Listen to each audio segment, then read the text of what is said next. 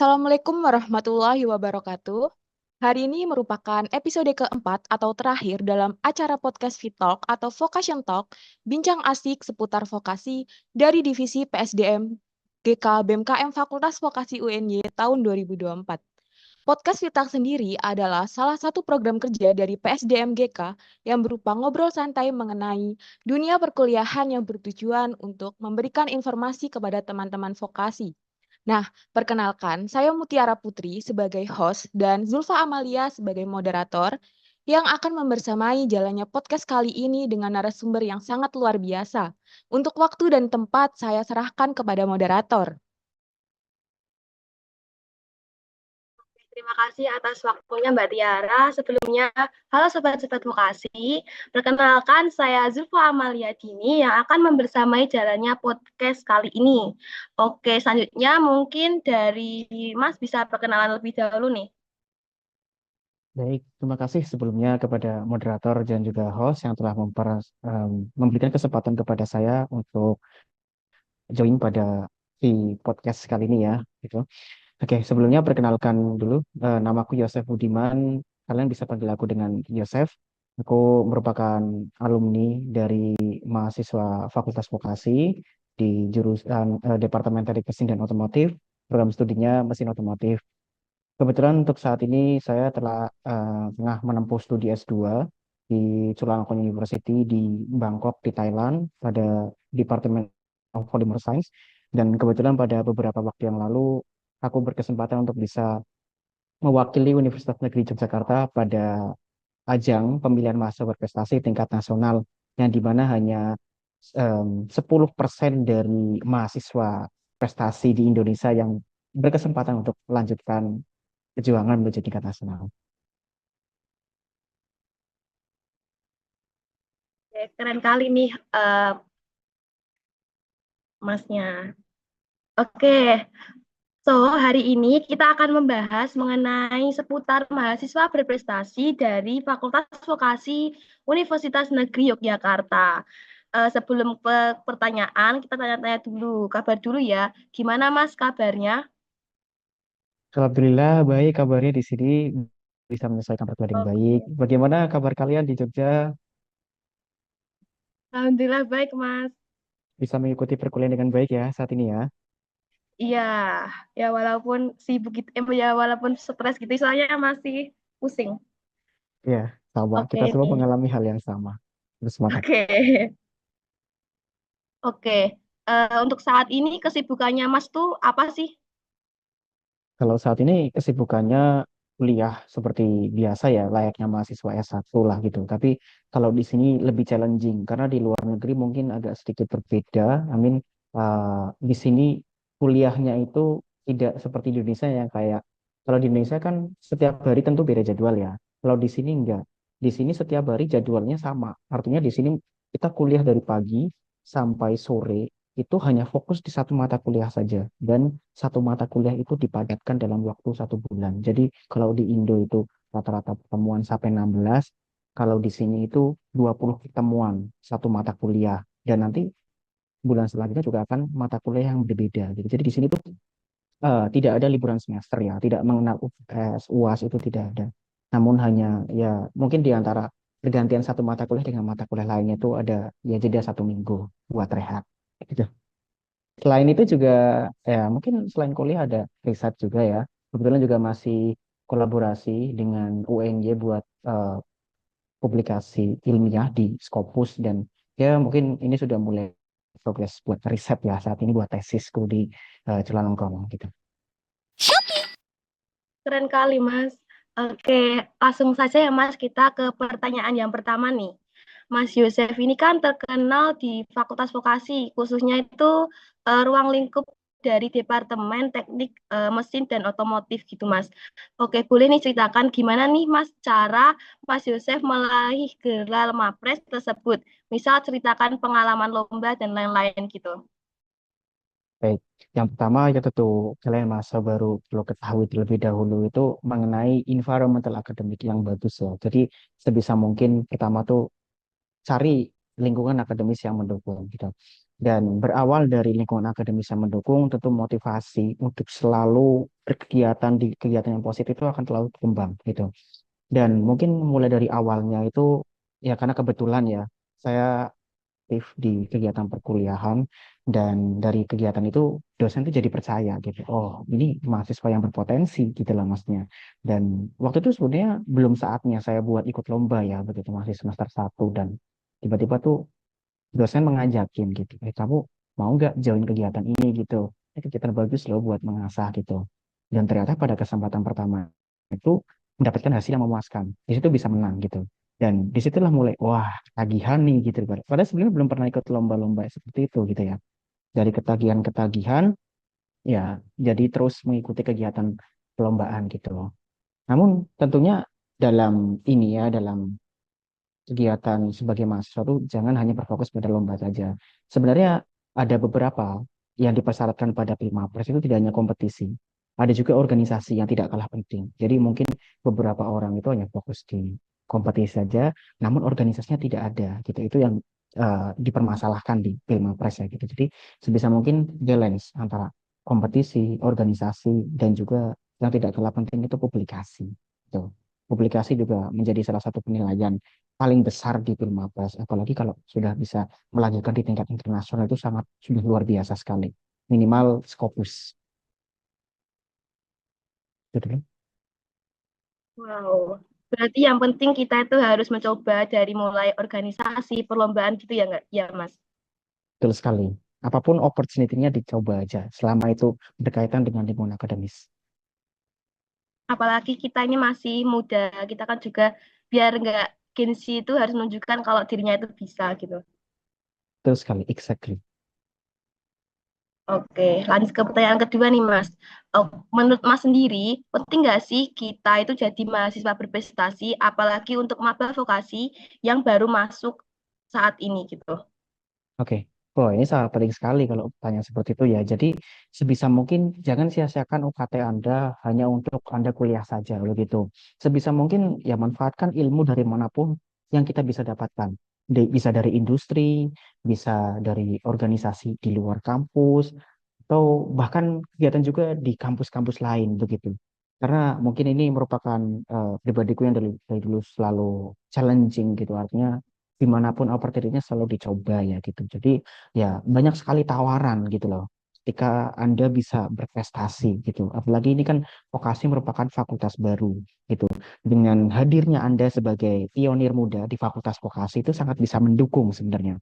Mendukung fakultas vokasi untuk bisa bersaing di tingkat nasional maupun internasional ya gitu. Karena hitungannya baru gitu loh maksudnya.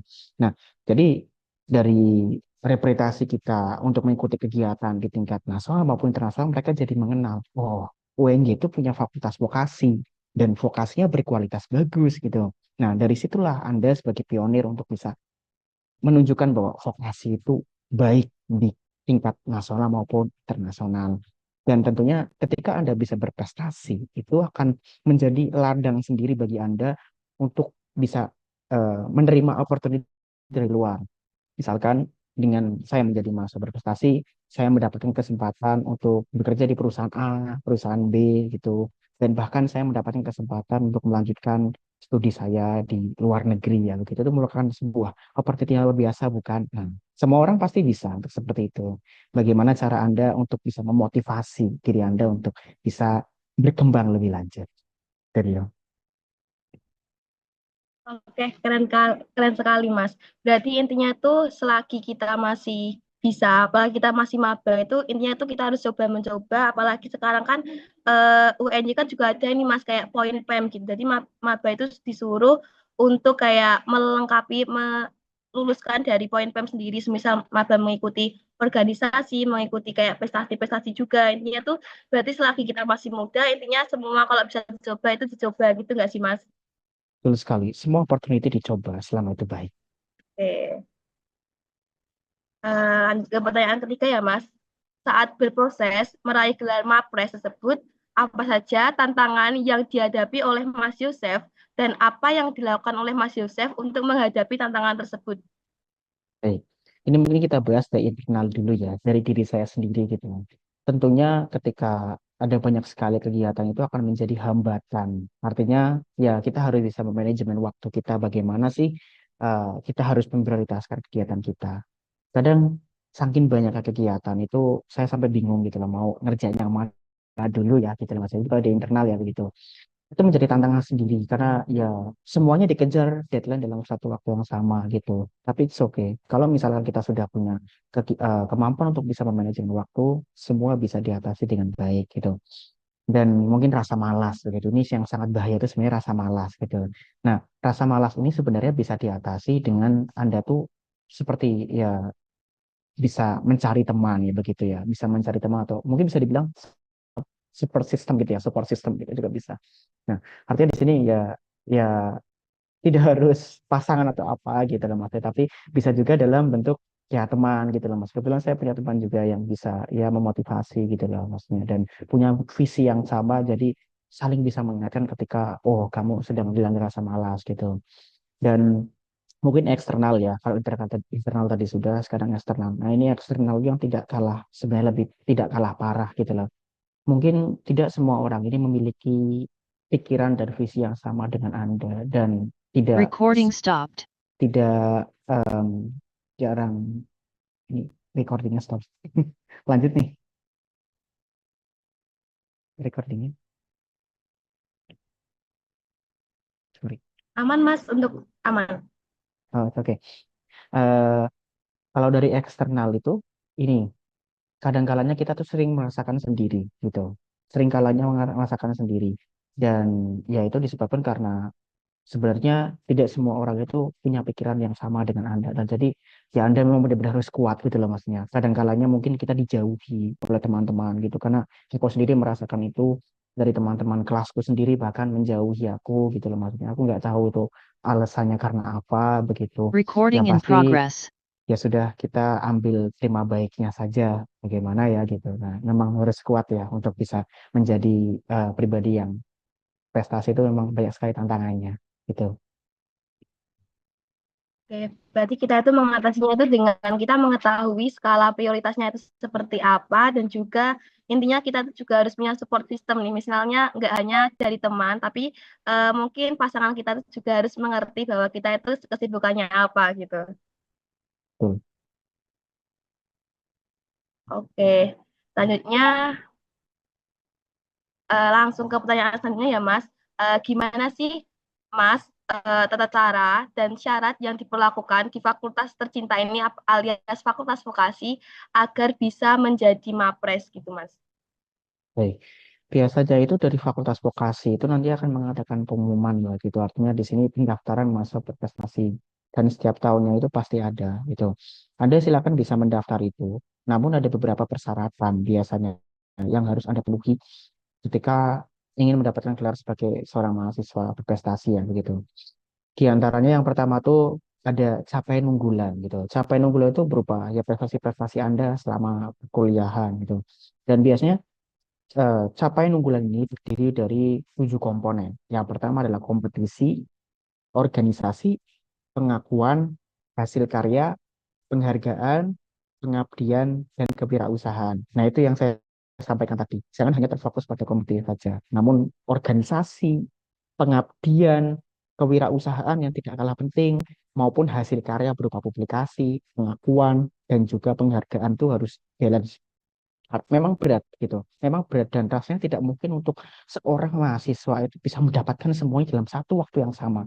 Dibutuhkan proses yang sangat lama dan saya membutuhkan waktu sekitar 4 tahun ya untuk mendapatkan itu semua gitu dari saya semester 1 dan saya bahkan mengikuti finalis Filmapres Nasional ini baru di semester 9. Bayangkan anda bayangkan Anda meluangkan waktu Anda sebanyak itu hanya untuk meraih gelar itu dan itu memang dibutuhkan waktu yang sangat lama ya begitu. Itu merupakan privilege sendiri gitu. Jadi ya untuk maba kalau Anda memang motivasi dan ingin untuk mengejar gelar itu siapkan dari sekarang mumpung masih semester awal-awal karena kalau misalkan nyiapinnya dari semester akhir itu tidak ada waktu gitu. Artinya Anda akan sangat bondowoso, harus rush hour gitu bahasa Inggrisnya ya gitu.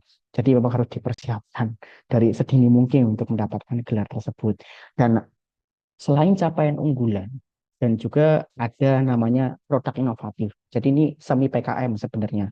Produk inovatif ini bisa baik itu bentuknya ide atau gagasan maupun juga produk. Nah, biasanya kalau vokasi itu lebih condongnya ke produk. Kalau sarjana kan mungkin ke bentuk ide gagasan ya gitu. Kalau di vokasi bentuknya tuh karya cipta. Artinya kita harus benar-benar mewujudkan produk kita gitu. Kebetulan produkku dulu itu adalah carbon capture. Sistem yang digunakan untuk bisa menyerap karbon dari gas buang kendaraan. Dan itu kami ujikan bekerja sama dengan beberapa perusahaan dan itu juga rencananya akan kami publikasikan gitu menggunakan senyawa kimia gitu. Mungkin ada barangkali asing mengenalnya itu mungkin namanya metal organic frame atau MOV ya gitu.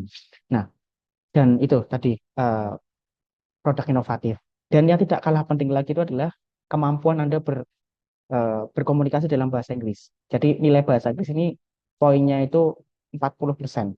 Ya, 40% dan itu bisa Anda pelajari dari sekarang gitu loh, sebelum waktu nanti Filmapres Nasional. Karena di Filmapres Nasional itu nanti akan seluruh kegiatan akan dilaksanakan pada satu waktu yang sama menggunakan bahasa Inggris gitu loh. Jadi memang ini sangat challenging ya gitu.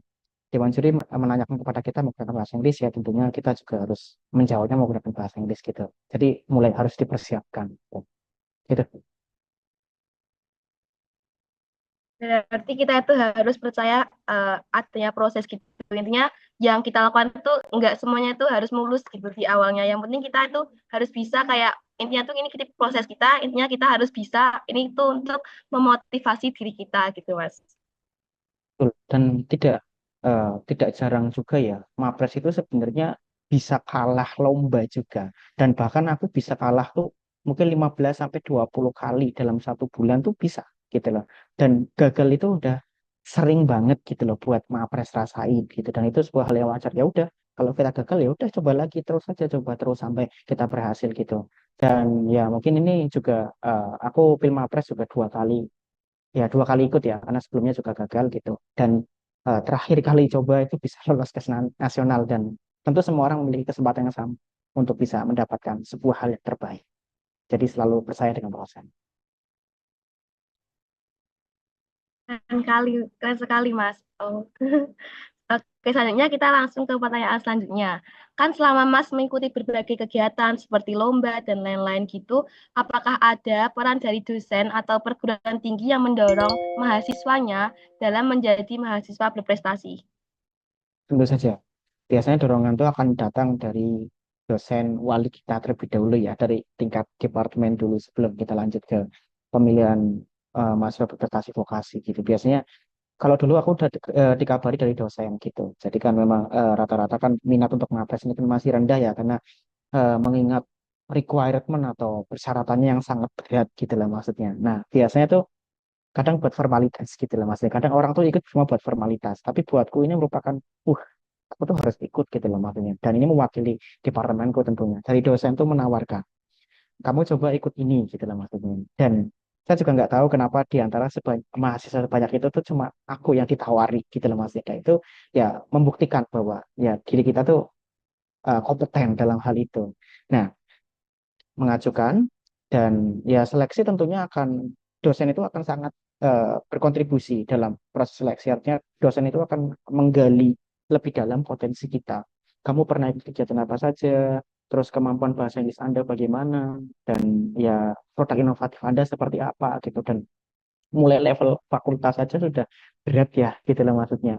Saya waktu itu memang nggak kebayangkan kalau bahkan lolos sampai ke nasional karena tingkatannya itu sangat mungkin 7 tingkatan ya 7 level gitu dari mulai eh, sebenarnya dari departemen kadang ada tapi kadang juga tidak ada mungkin bisa disingkat jadi 6 gitu ada dari fakultas lalu fakultas maju ke nasional maju ke universitas kalau universitas lolos maju ke wilayah kalau wilayah ini provinsi ya kalau wilayah lolos itu seleksi awal nasional dulu.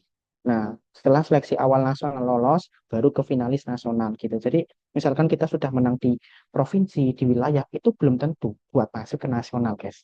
Jadi ada seleksi dulu. Dan mungkin di antara se-Indonesia itu ada 60.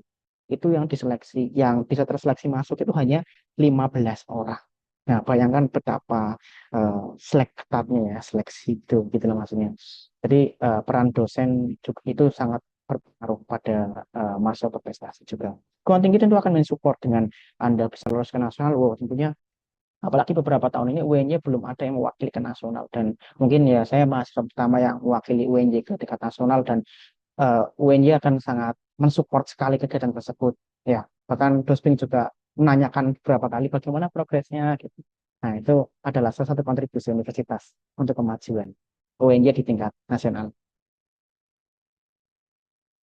Berarti intinya dari UNY sendiri juga mendukung untuk maju ke Pilmapres gitu ya, Mas?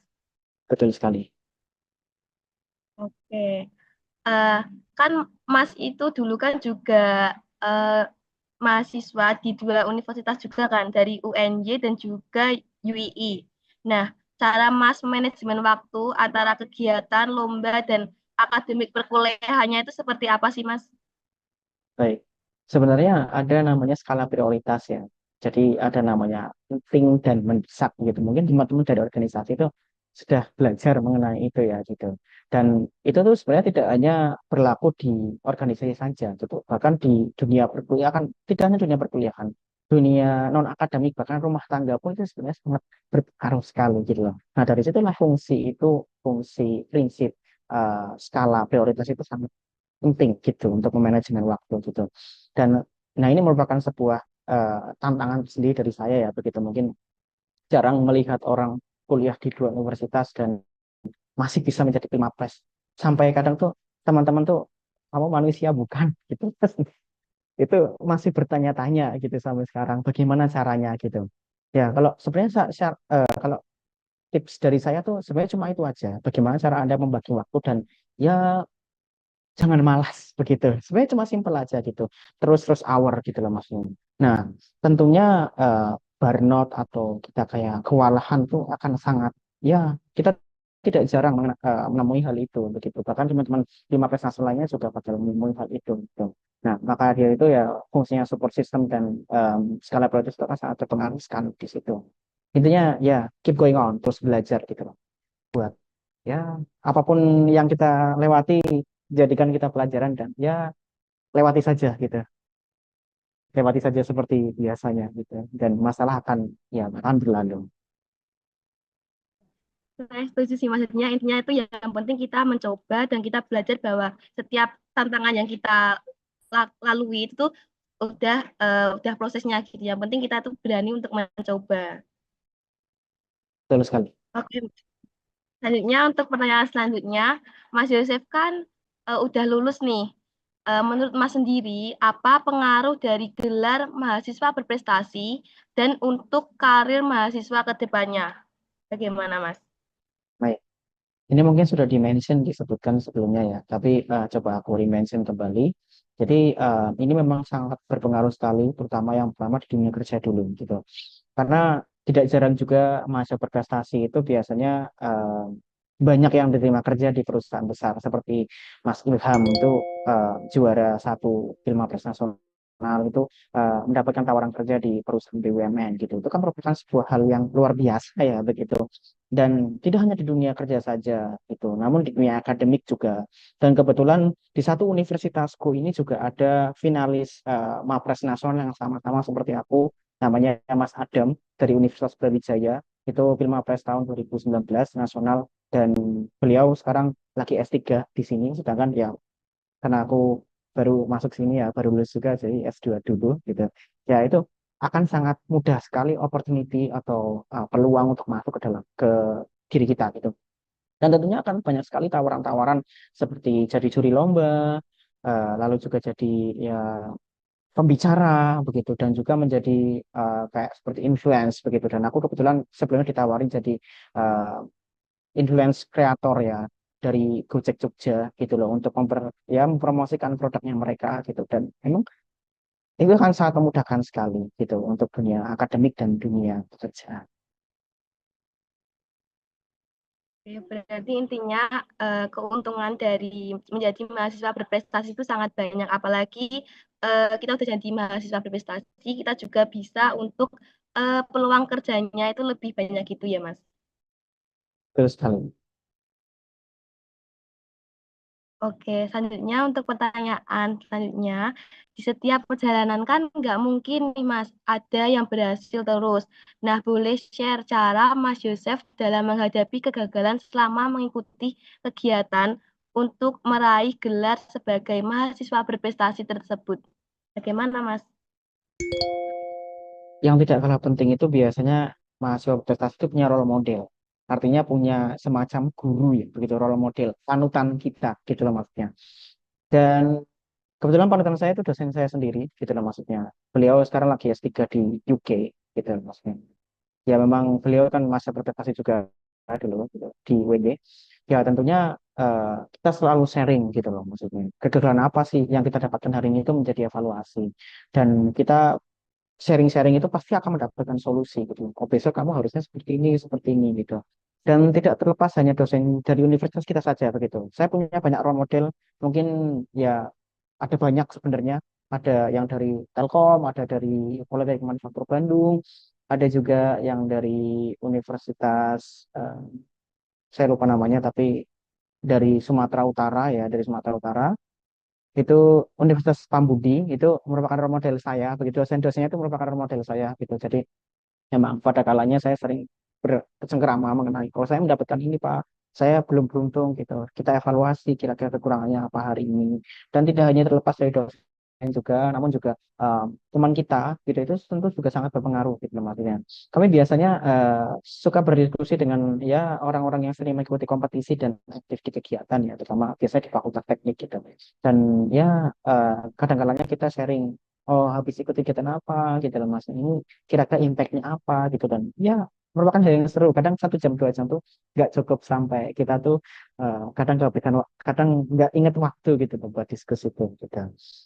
dan ya itu mungkin sedikit jawaban dari pertanyaan yang disampaikan dalam menghadapi kegagalan yang penting kita eh, ketika burnout tentu kan kegagalan itu akan membuat kita pasrah gitu ya kayak capek gitu ya itu hal yang wajar dan yang penting kita komunikasi dengan sesama aja semua orang akan merasakan hal yang sama kok.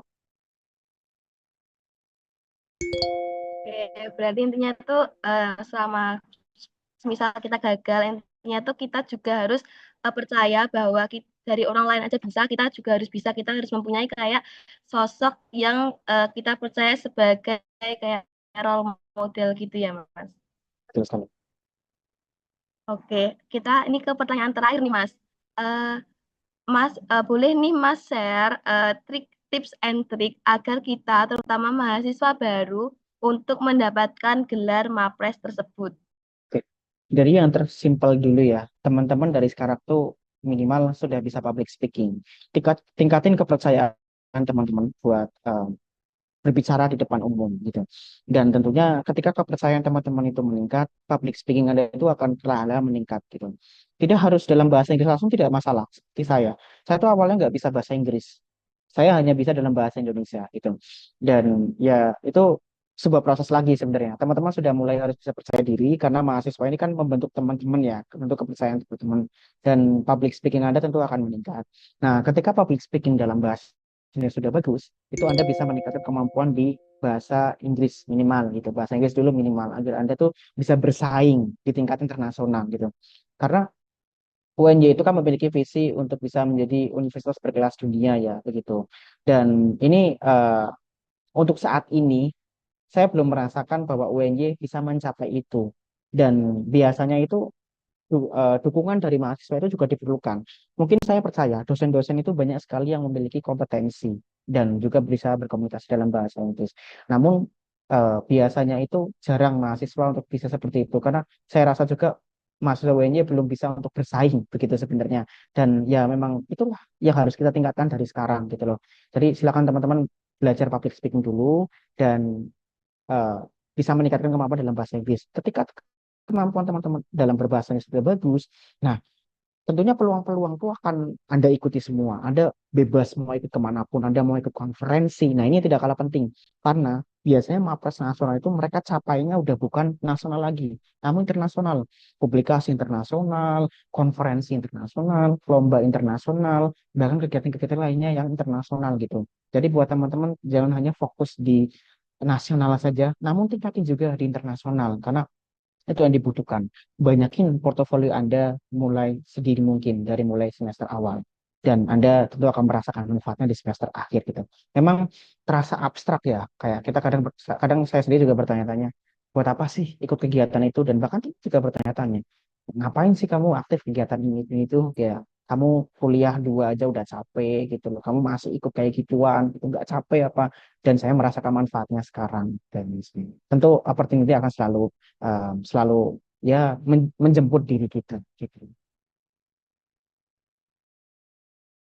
Oke, berarti intinya tuh kita itu harus mencoba untuk belajar untuk public speaking yang lebih baik, terutama semisal kita nggak bisa bahasa Inggris, kita harus bisa untuk belajar agar kita itu, yang penting itu kita mencoba dulu, ya nggak menang nggak apa-apa, yang penting kita percaya pada itu proses gitu ya Mas.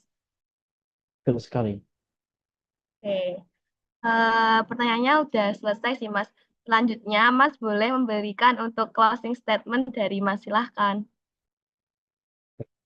Bagaimanapun mahasiswa itu merupakan pionir bangsa untuk membentuk kepribadian sebuah negara begitu.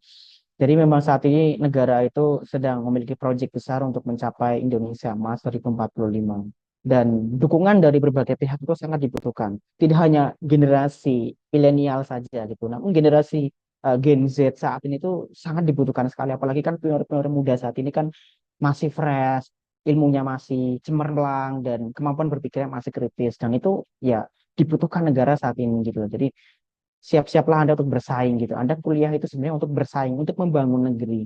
Jadi sebisa mungkin aktiflah di dunia perkuliahan, tidak hanya di saat Anda sekolah gitu, namun juga Anda fokus di kegiatan-kegiatan di luar perkuliahan gitu. Dan jadilah mahasiswa atau pribadi yang memiliki raindrop effect.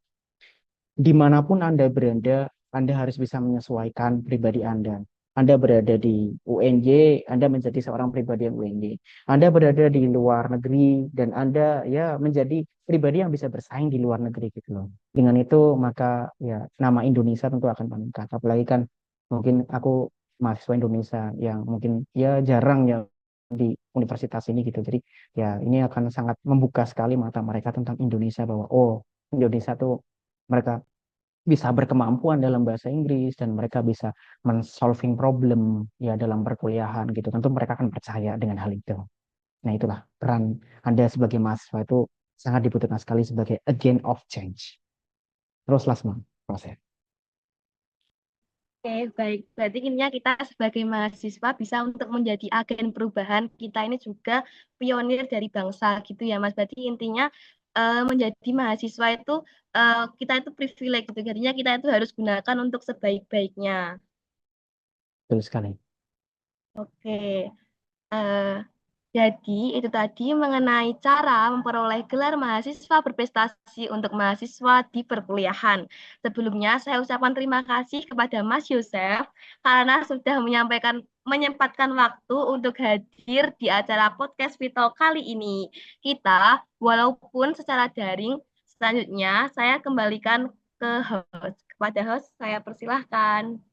Oke, baik, terima kasih moderator. Sebelum mengakhiri podcast kali ini, izinkan saya untuk memberikan suatu penghargaan berupa sertifikat kepada Mas Yosef dengan disertai pendokumentasian.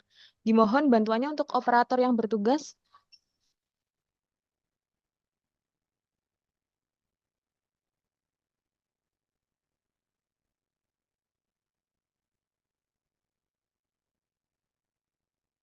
Oke, 1, 2, 3. Oke. Oke, sekian podcast episode terakhir kita hari ini. Wassalamualaikum warahmatullahi wabarakatuh.